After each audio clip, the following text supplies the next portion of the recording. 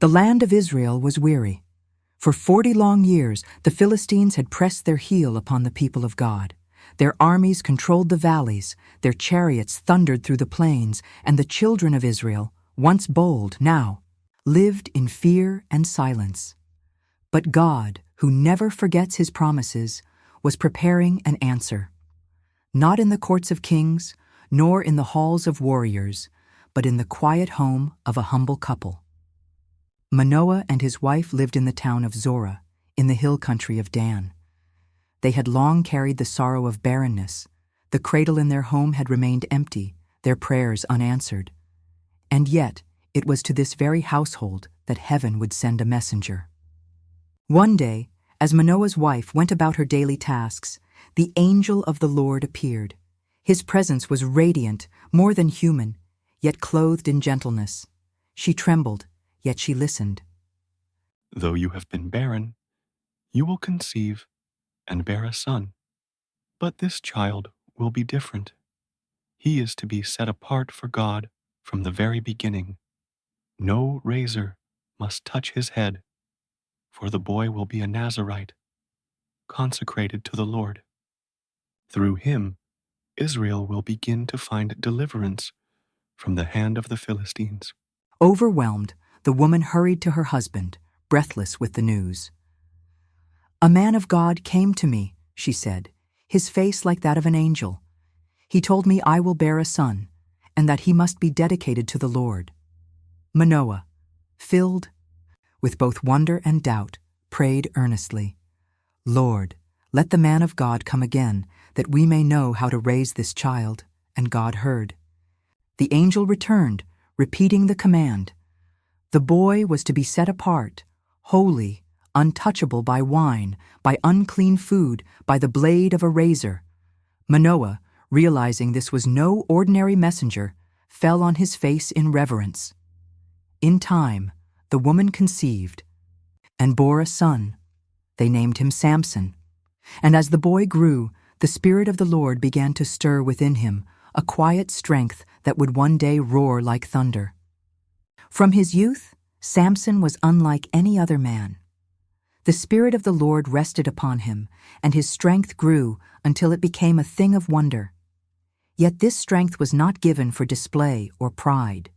It was meant for the deliverance of Israel. Still, Samson's life was full of moments that revealed both the gift and the danger of his power. One day, as a young man, Samson traveled down the road to Timnah.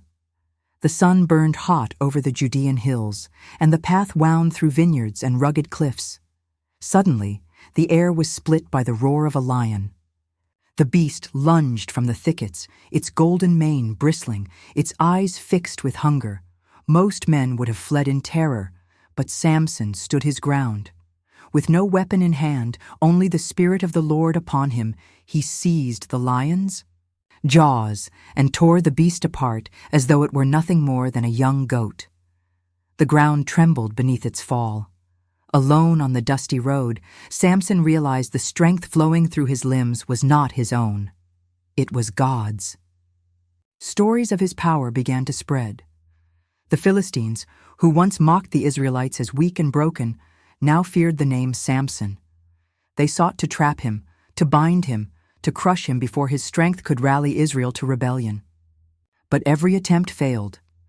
When the men of Judah once handed Samson over to the Philistines, they bound him tightly with new ropes.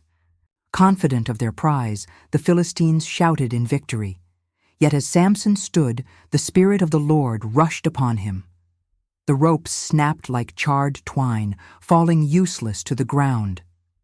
Grabbing the jawbone of a donkey from the earth, Samson swung with divine fury. Warriors fell like stalks of wheat before the harvest blade. By the time silence returned, 1,000 Philistines lay scattered upon the ground.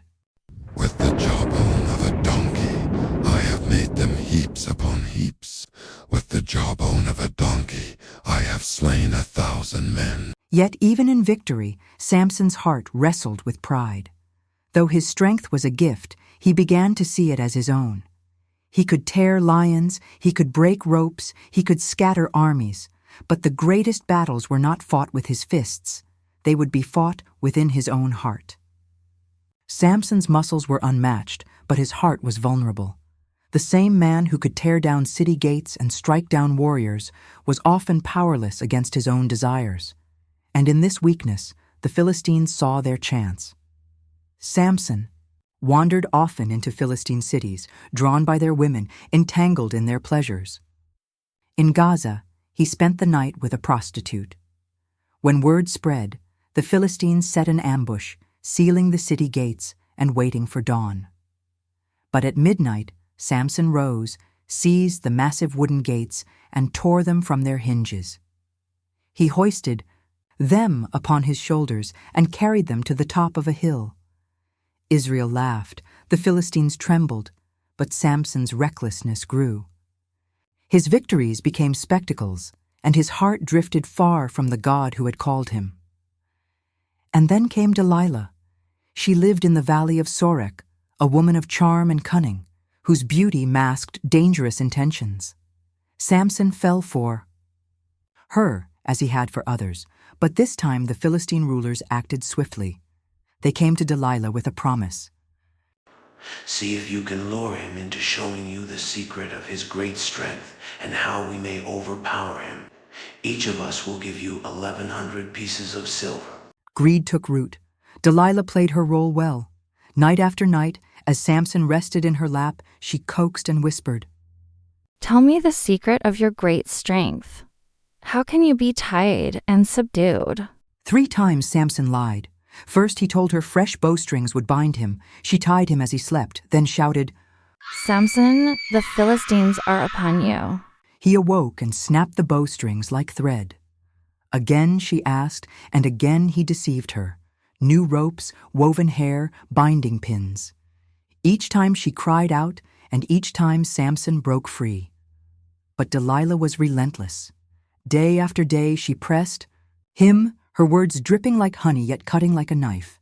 Samson's spirit grew weary, his resolve weakened, until at last, in a moment of fatigue, he spoke the truth. No razor has ever touched my head. If my hair were shaved, my strength would leave me, and I would become as weak as any other man. And in that confession, Samson gave away the very secret of his calling, the symbol of his covenant with God. Delilah knew at once the truth had been spoken. She sent word to the Philistines, "Come back once more. He has told me everything." Samson, the strongest man in Israel, was about to be undone, not by armies or weapons, but by betrayal. The night was still, the valley silent. Samson, worn out from Delilah's persistence, finally surrendered to sleep upon her lap.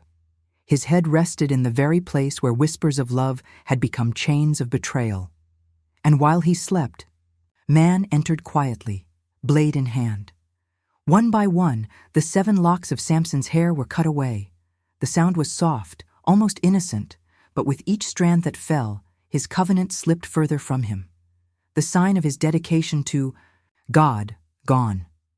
His strength, a gift from heaven, departed.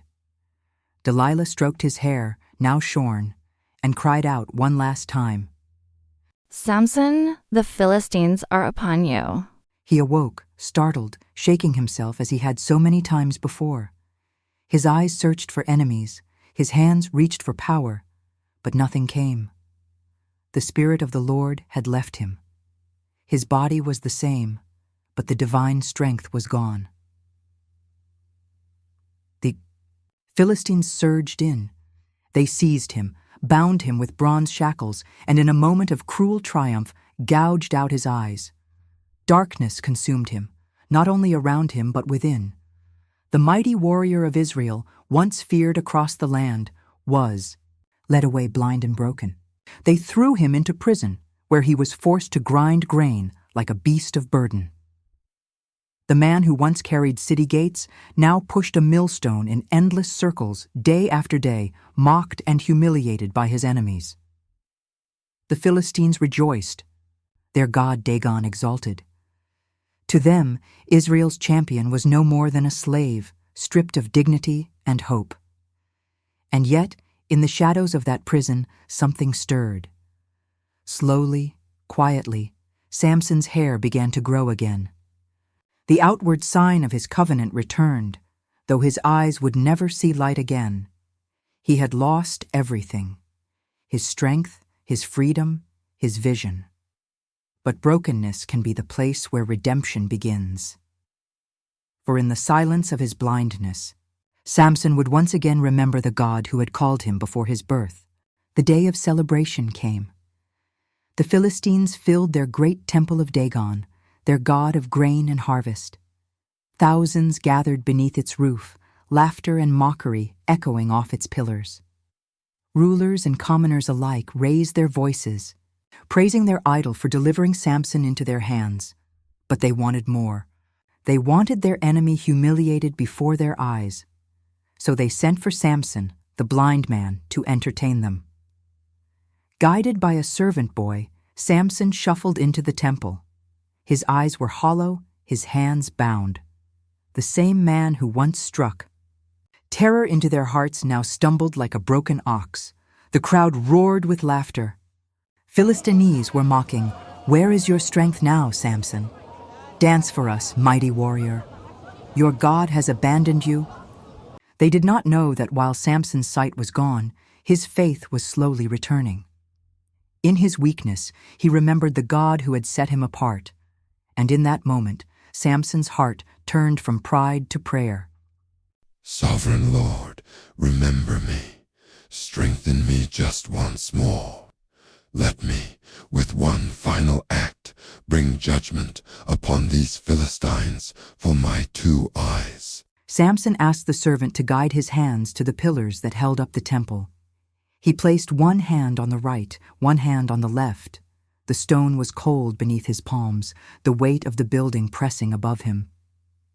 With all his soul, Samson prayed again, his final words heavy with resolve. Let me die with the Philistines. Then Samson pushed with all his might. Muscles strained, bones trembled, the ground beneath him shook.